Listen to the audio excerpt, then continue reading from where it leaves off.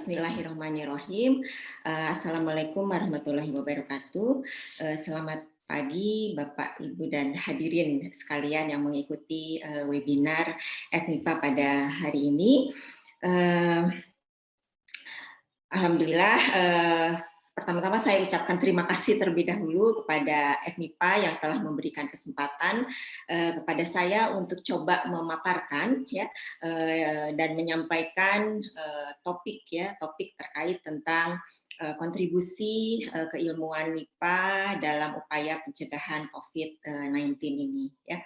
Oke, seperti kita ketahui bahwa lonjakan kasus COVID ya pada saat ini semakin tidak terkendali ya, sehingga dibutuhkan upaya yang maksimal ya dari pemerintah dan juga masyarakat tentunya untuk mencegah penyebaran yang semakin meluas ya.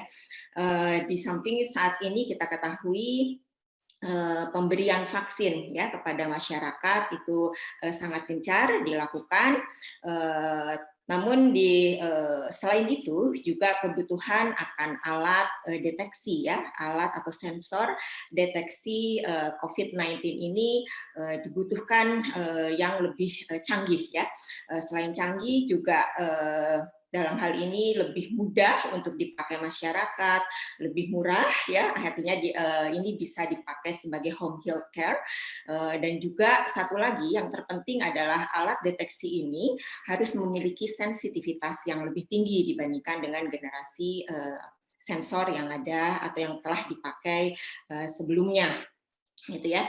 Nah, untuk itu pada kesempatan kali ini saya akan coba share knowledge ya tentang penelitian terkait tentang fabrikasi dari sensor atau alat deteksi untuk virus ya, terutama untuk jenis virus SARS-CoV yang generasi kedua ya.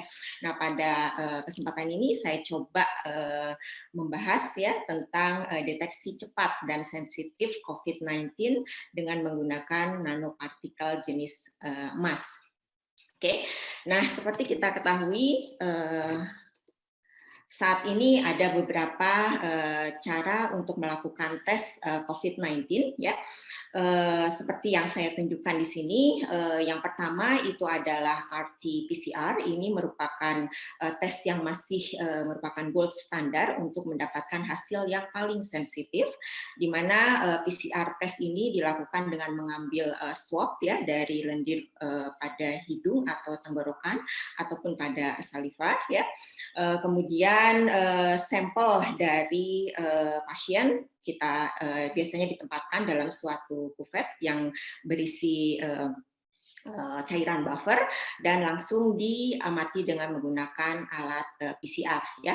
Nah, proses deteksi ini memang cukup lama PCR karena yang diamati itu adalah RNA dari virusnya ya. Ini membutuhkan waktu sekitar 1 sampai 3 hari dan proses tes ini bisa dilakukan ketika seseorang itu sudah terpapar dari hari ke-1 sampai ke-5 itu sudah bisa kita lihat ya.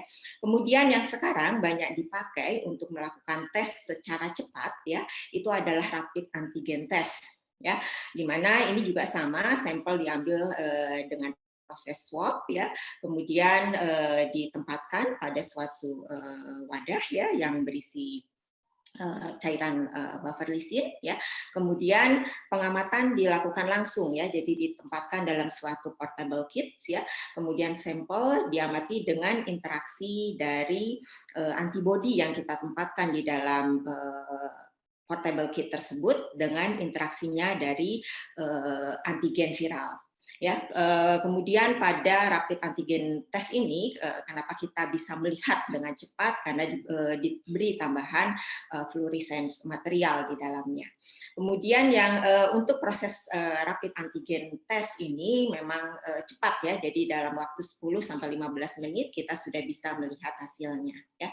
Dan karena ini adalah hasil swab, maka yang diamati itu adalah kehadiran dari virus COVID atau virus SARS-CoV-2 yang aktif ya. Kemudian yang dua terakhir ini adalah rapid antibody test ya. Jadi ini diambil dari darah baik itu fingertips ya maupun dari pembuluh ya. Kemudian sekarang sudah ada portable kits-nya di mana di sini melihat interaksi antara antibody yang ada di dalam darah dari pasien dan juga antibody yang spesifik untuk antibodi dari virus tersebut, dari antibodi yang dihasilkan oleh pasien ya. Nah, kemudian yang keempat juga sama, ini merupakan teknik serologi tes ya, jadi dari darah, kemudian ini langsung diamati dengan suatu analyzer ya, untuk mengamati IgG dan IgM dari darah pasien ya. Nah, untuk tes darah ya, baik antibody tes maupun serologi tes ini harus diamati setelah pasien itu terpapar oleh virus ya. Jadi ini biasanya dilakukan 7 sampai dengan 10 hari ketika antibody dari pasien itu sudah keluar. Ya, nah dari metode deteksi ya yang ada sekarang ya untuk meningkatkan kualitas dari segi sensitivitasnya maupun dari kecepatannya, banyak sekali saat ini penelitian yang dilakukan untuk meningkatkan sensitivitas di atas 80%, baik itu dengan mengubah struktur dari alat device-nya maupun dengan menambahkan material aktif lainnya ke dalam alat deteksi tersebut. Salah satunya itu adalah dengan menggunakan nanopartikel jenis logam ya, terutama untuk logam emas ya. Nah, akhir-akhir ini sebenarnya sudah komersil ya, jadi alat deteksi yang bisa dipakai untuk melihat atau melakukan tes COVID-19 ini ya, di mana di dalam kemasan sampel di dalam kemasan alat deteksi itu ada catatan with colloidal gold ya, seperti itu. Sekarang ini sudah banyak di pasaran ya, dan ini merupakan salah satu alat deteksi yang bisa digunakan langsung oleh masyarakat dengan mengambil sampel swab dari baik itu dari hidung, tenggorokan maupun dari air dari saliva ya. Nah, berbicara tentang gold nanopartikel atau gold colloidal ini sangat istimewa ya. Kenapa? Karena gold nanopartikel ini ternyata dia memiliki karakteristik baik itu fisik maupun optik ya, dan juga kimiawi yang jauh berbeda ketika dia dalam keadaan bulk material. Ya, nah kalau kita lihat di sini penampakan daripada gold colloid ya dalam bentuk larutan, dia menampilkan warna khasnya itu red wine seperti di slide ini.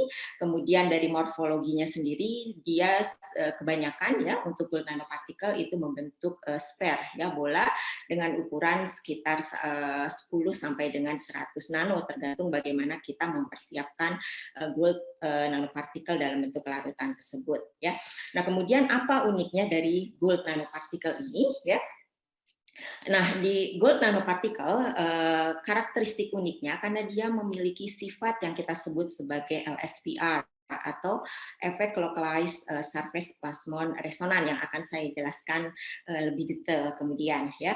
Dan ini diyakini bahwa efek ini bisa meningkatkan sensitivitas dan juga kecepatan waktu deteksi untuk virus ya. Dan nanopartikel jenis emas ini memang sudah sejak lama digunakan untuk meningkatkan sensitivitas pada alat deteksi virus, bukan hanya saat ini untuk SARS-CoV, tapi juga untuk generasi virus yang sebelumnya seperti MERS atau SARS-CoV generasi yang pertama ya.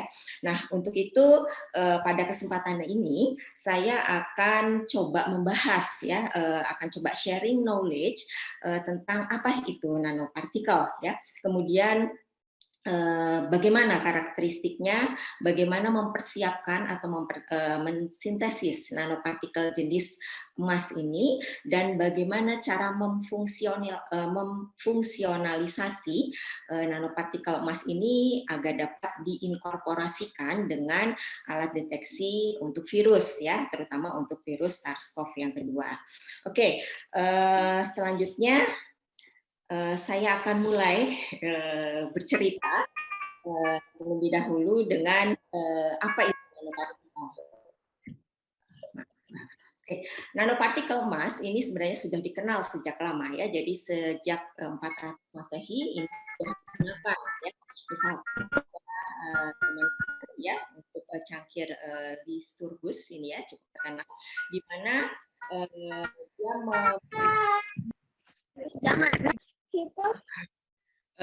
menampilkan warna yang berbeda ketika kita tempatkan di siang hari, kita melihat warna di siang hari, dan ketika kita beri cahaya di bagian dalamnya, memberikan efek warna yang berbeda. Misalkan di sini kita lihat ada warna merah, ya.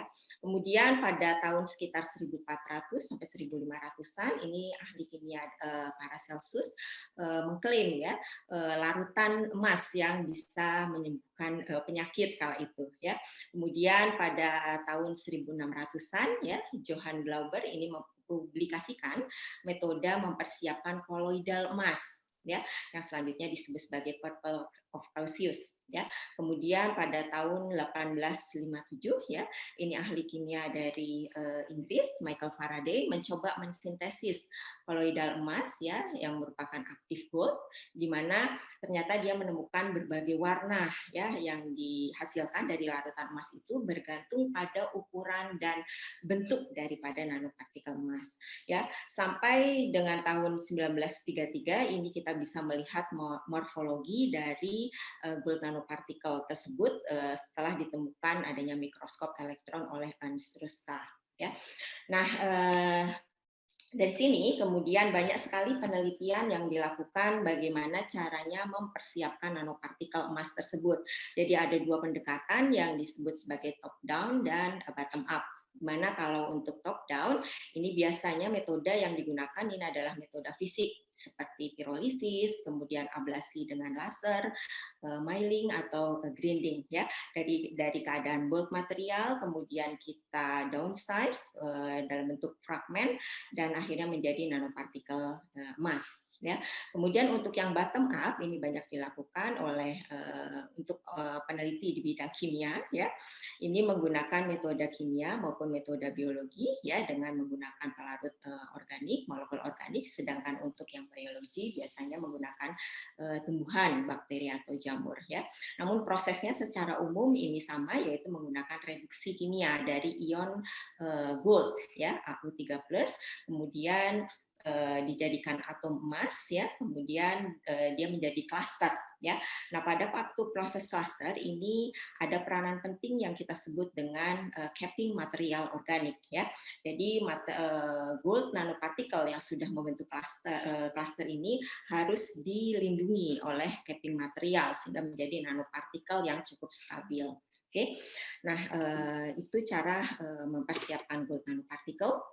Kemudian kita lihat karakteristiknya sekarang, ya. Karakteristik daripada gold nanopartikel dalam bentuk in solution ini kita bisa melihat secara penglihatan langsung, di mana ada perubahan warna, ya, dari mulai merah menjadi ungu atau bahkan biru, itu dikarenakan ukurannya yang berbeda, ya. Jadi kalau kita lihat di sini dari mulai ukuran 30 nano untuk diameter size-nya sampai dengan ukuran 90, dia menampilkan warna larutan yang berbeda, ya, seperti bisa diperlihatkan dari hasil pengamatan time image ini, ya.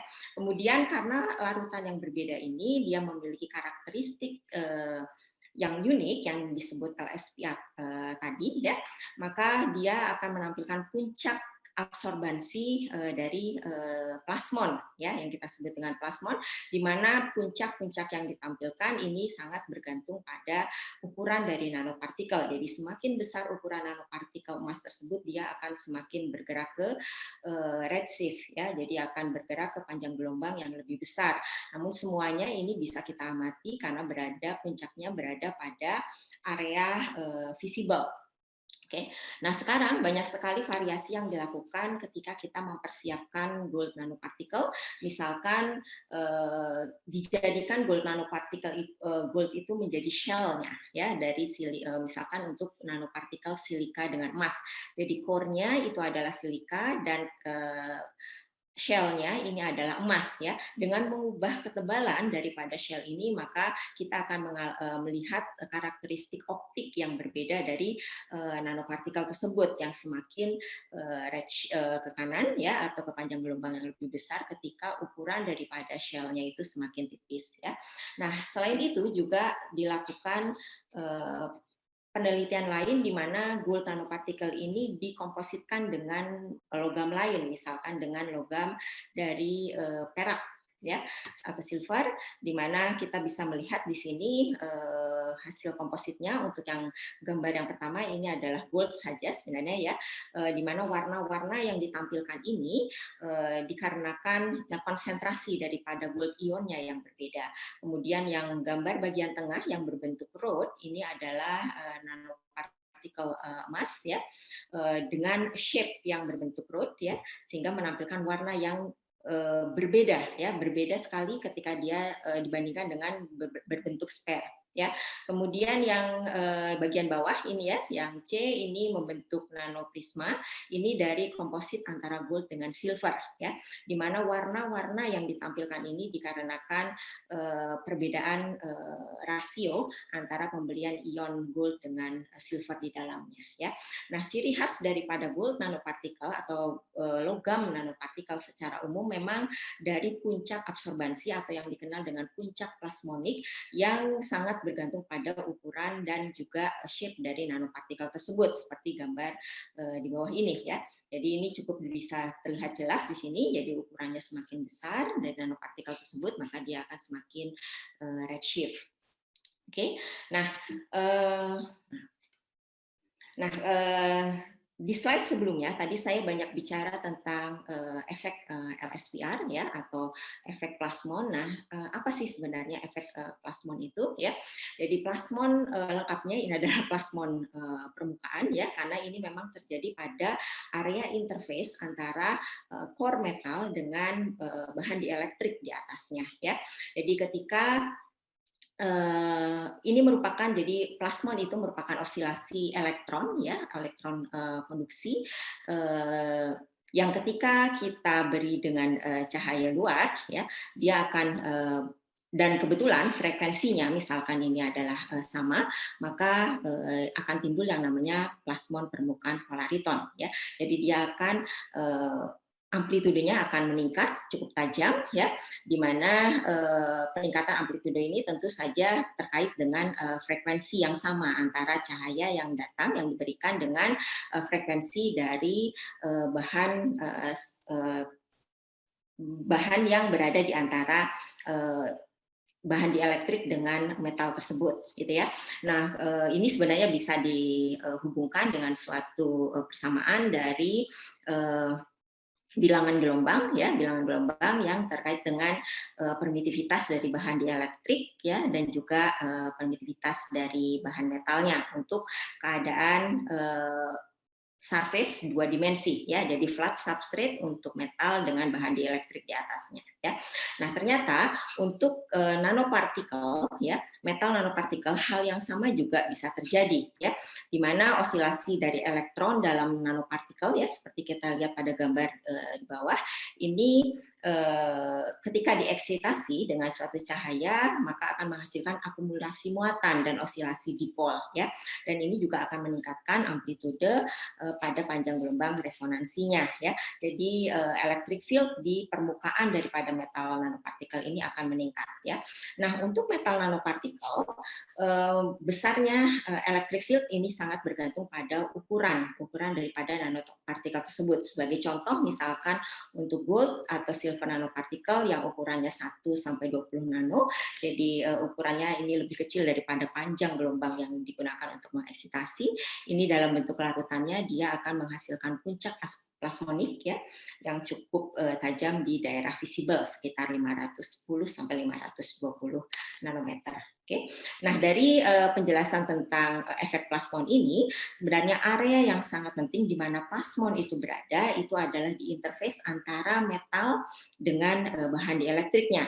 Sehingga kalau kita melakukan absorpsi material organik misalkan di dalamnya, maka itu akan mengubah karakteristik optik dari nanopartikel tersebut. Dan inilah yang menjadi basic penggunaan nanopartikel untuk berbagai aplikasi di bidang kesehatan, terutama salah satunya untuk pembuatan sensor.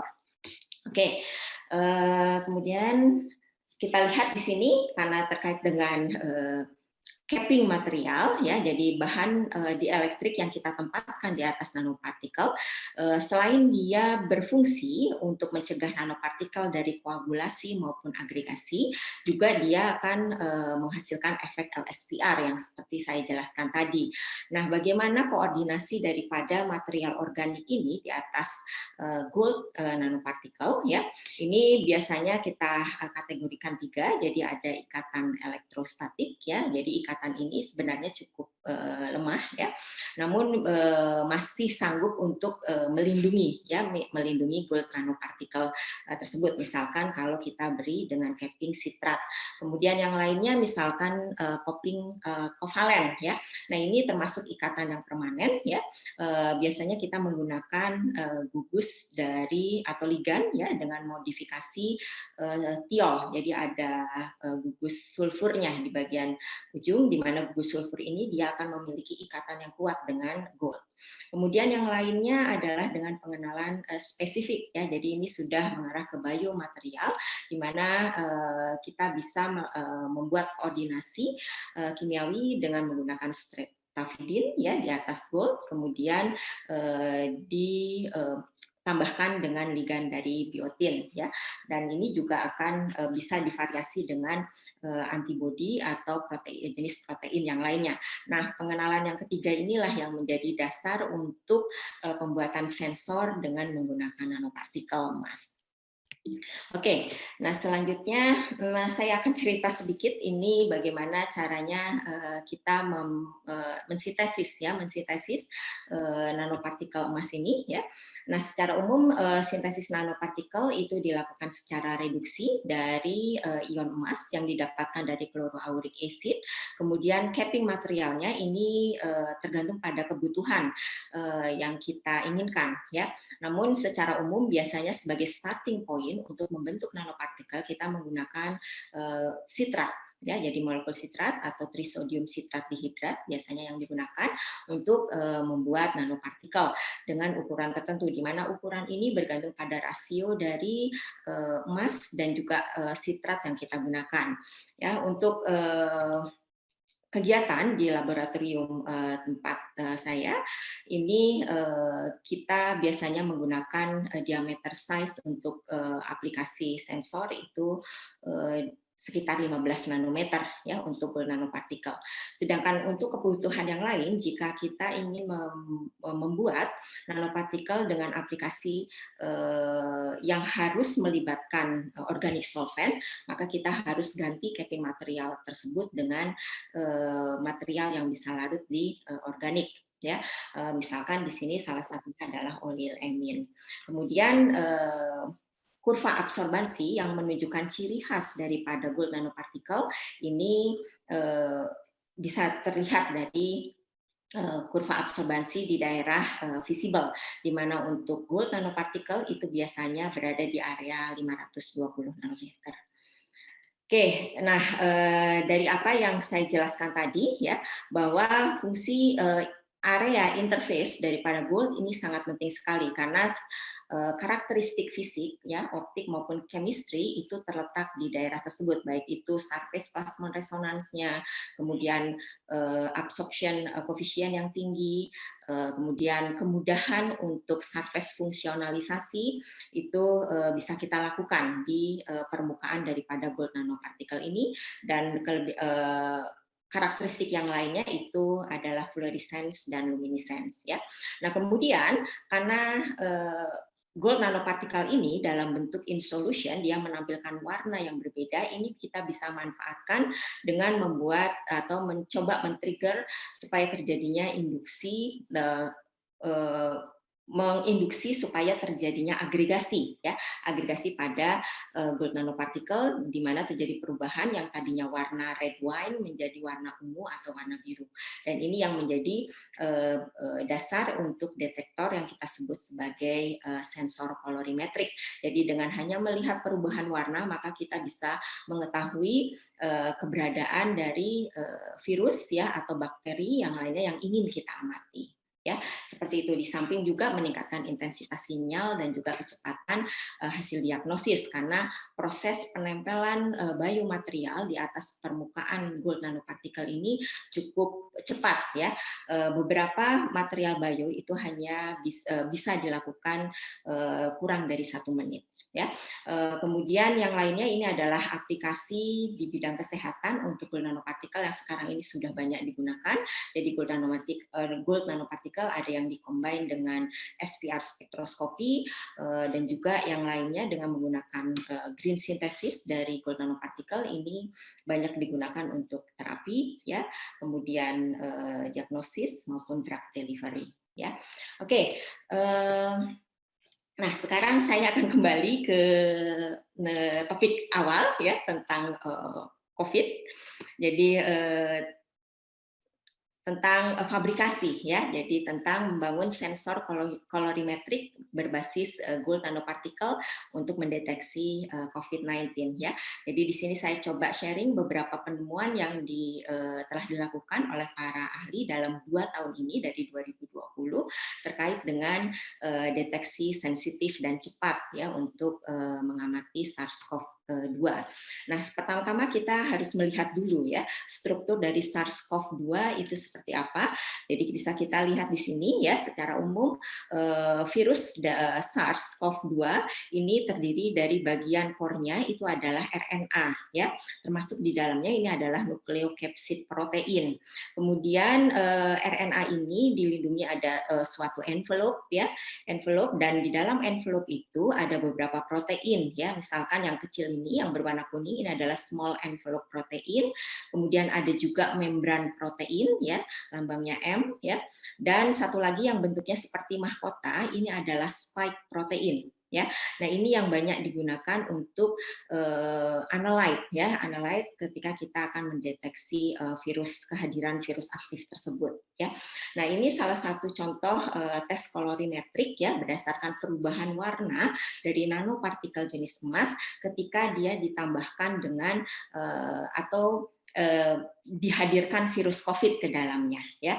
Nah, ini diambil sampelnya dari swab ya, jadi dari lendir, maka yang kita amati adalah kehadiran virus aktif di dalamnya ya. Jadi ditempatkan ya dari hasil swab tadi ditempatkan dalam suatu larutan buffer. Kemudian sebelumnya kita harus mempersiapkan gold nanopartikel yang sudah difungsionalisasi ya. Nah, karena ini akan meneliti spike ataupun protein pada bagian selubung daripada virus tersebut ya, maka fungsionalisasi gold nanopartikel ini kita menggunakan antibodi yang spesifik untuk mengamati antigen daripada protein spike viral tersebut gitu ya. Nah, kemudian ini prosesnya tidak terlalu lama ya. Jadi ketika kita mix ya tentu dengan konsentrasi yang cukup memadai ya, jadi harus ada perhitungan. Biasanya ini sangat sedikit ya, jadi dalam ukuran nanogram per mililiter untuk virusnya itu kita sudah bisa mengamati ya, mengamati dari perubahan warna yang terjadi ya. Jadi dari warna merah merah red wine menjadi warna biru ya, di mana warna biru ini mengindikasikan kehadiran daripada virus ya. Nah, warna biru ini terjadi karena adanya coupling plasmon daripada nanopartikel yang menempel di atas permukaan dari virus ya. Nah, perlu diketahui bahwa virus untuk SARS-CoV-2 ini memiliki ukuran sekitar 160 nanometer ya. Sedangkan gold nanopartikel yang biasa dimanfaatkan untuk ini sekitar 20 nanometer, 15 sampai 20 nanometer.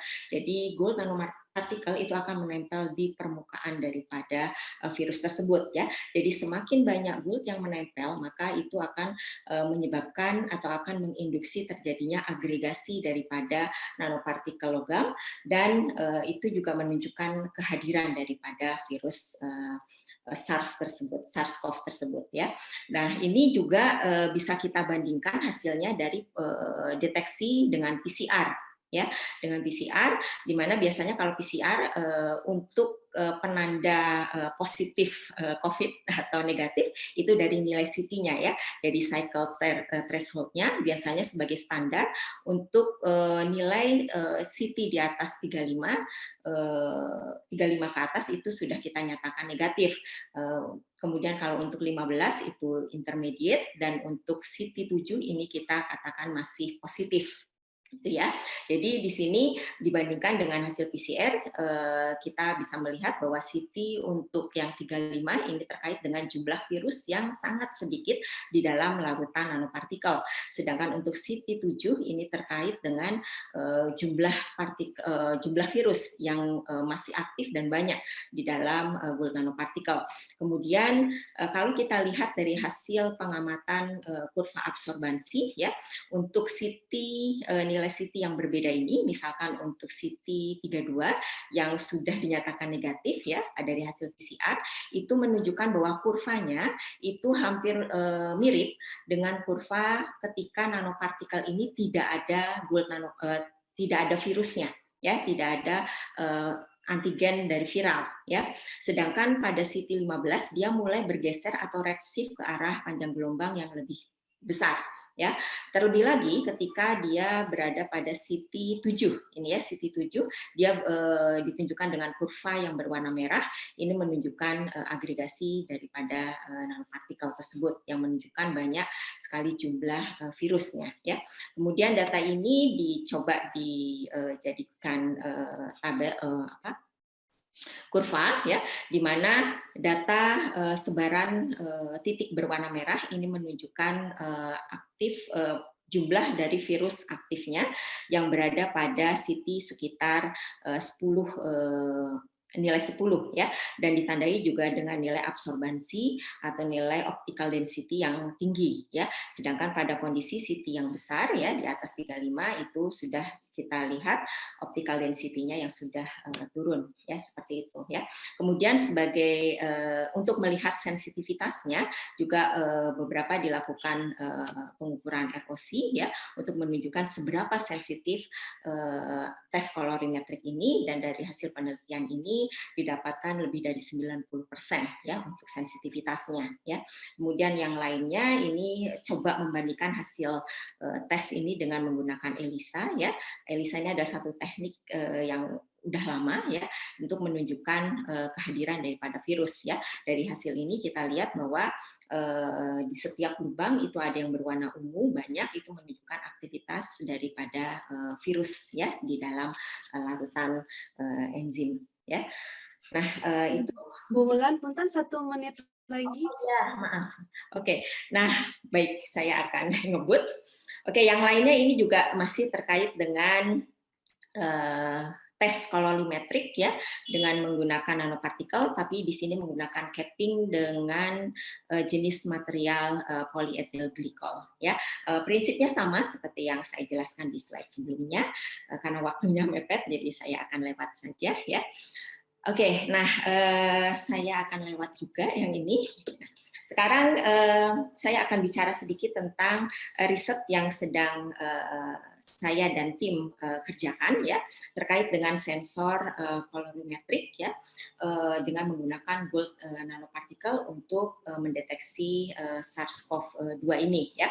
Namun mengapa saya melakukan ini? Karena meskipun banyak sekali sudah banyak beredar tes COVID antigen ya dengan menggunakan nanopartikel, namun kestabilan dari nanopartikel ini belum mencapai hasil yang maksimal ya, sehingga saat ini saya dan tim mencoba untuk membuat atau melakukan preparasi nanopartikel jenis logam itu yang cukup stabil ya ketika diberikan berbagai jenis material organik atau biomaterial di atas permukaan daripada nanopartikel tersebut ya.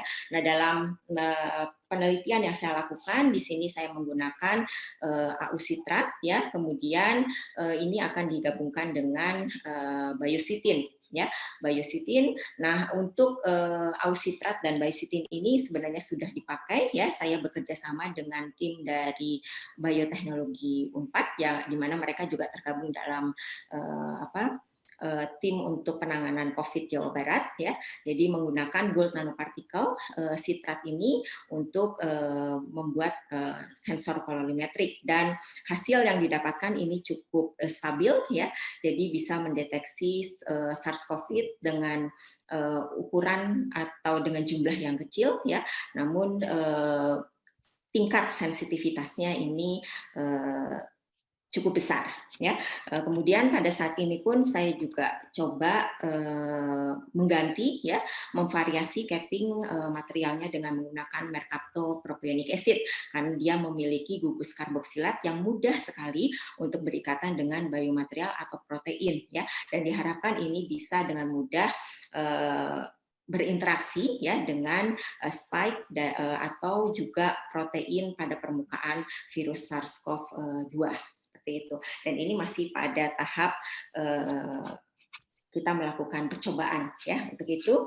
Dan selebihnya saat ini pun dengan kerjasama di Pusat Riset Bioteknologi dan Molekular dan Bioinformatika Unpad, kami juga mengembangkan tes dari hasil tes kolorimetrik tadi menjadi sebuah device yang portable ya. Jadi dalam bentuk lateral flow assay gitu ya pengujiannya, di mana kita menggunakan gold nanopartikel yang sudah disintesis sebelumnya, kemudian ditambahkan single chain fragment variable. Nah, ini diproduksi oleh pusat riset di Unpad tersebut ya. Kemudian dengan harapan ya, dengan fabrikasi daripada portable kit ini kita bisa mendapatkan sensitivitas ya dan waktu pendeteksian yang lebih cepat untuk virus SARS-CoV-2 ini ya. Dan ini masih dalam tahap percobaan ya di skala lab. Oke. Nah, kira-kira itu yang bisa saya sampaikan pada pertemuan webinar hari ini. Sedikit kesimpulan boleh ya, Putri ya? Silakan Bu, silakan. Oke, kesimpulan. Oke, sensor kolorimetrik ini tidak memerlukan sistem optik atau elektronik yang rumit karena sinyalnya ini mudah dideteksi ya, meskipun ukuran dari virus yang akan kita teliti ini sangat kecil ya. Kemudian dan ini bisa diamati dengan pengamatan langsung atau dengan naked eye sebagai perubahan warna-warna dari nanopartikel emas ya. Kemudian sensor ini selebihnya dapat difabrikasi dengan menggunakan teknik self assembly, di mana teknik ini cukup murah biayanya dan juga aman terhadap lingkungan. Ya. Kemudian terkait dengan penelitian yang sedang dilakukan saat ini, fungsionalisasi dengan menggunakan biotin pada AU sitrat atau dengan AU mercaptopropionic acid ini telah berhasil dilakukan, dan selanjutnya ini akan dimanfaatkan segera sebagai sensor kolorimetrik menggunakan probiotin atau probiotin streptavidin ya, dengan prinsip kerja menginduksi agregasi akibat adanya ikatan capping atau cross-linking aggregations. Ya, nah seperti itu yang bisa saya sampaikan. Terima kasih. Mohon maaf atas segala kekurangannya. Assalamualaikum warahmatullahi wabarakatuh.